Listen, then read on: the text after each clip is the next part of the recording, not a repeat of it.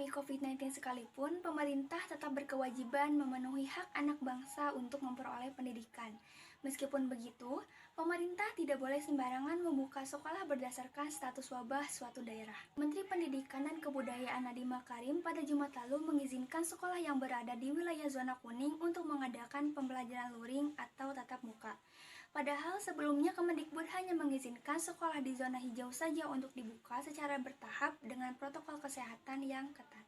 Izin pembelajaran tatap muka sebaiknya diberikan berdasarkan kesiapan dari masing-masing sekolah untuk menjalankan protokol kesehatan dengan baik.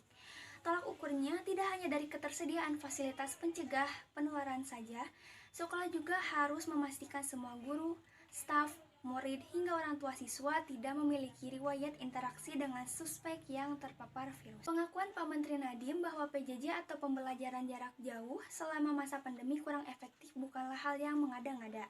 Di berbagai wilayah, terutama di daerah terpencil, banyak murid yang tidak memiliki smartphone atau akses internet. Pandemi COVID-19 memang telah memperlihatkan lagi betapa timpangnya infrastruktur Indonesia. Sebelumnya, OECD atau Organization for Economic Cooperation and Development pernah melansir data bahwa hanya 34% penduduk Indonesia yang terkoneksi dengan internet. Survei Asosiasi Penyedia Jasa Internet Indonesia pada tahun 2018 juga mengungkap hasil yang serupa. Di Jawa, lebih dari 55,7% penduduk dapat mengakses internet, sedangkan itu di Kalimantan baru 6,6% saja yang terhubung ke internet.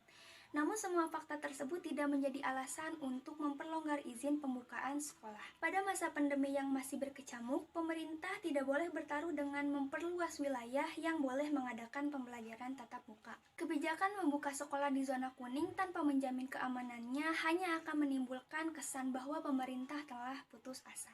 Pemerintah harus berusaha lebih keras untuk mencari jalan keluar dalam mengatasi hambatan pembelajaran daring. Sembari mengoptimalkan pembelajaran jarak jauh, pemerintah juga sebaiknya mendorong keluarga sebagai salah satu tempat pendidikan utama. Pandemi telah memaksa orang tua untuk lebih lama berada di rumah bersama anaknya. Setelah wabah berlalu, pemerintah juga harus lebih serius dalam membangun infrastruktur pendidikan yang merata.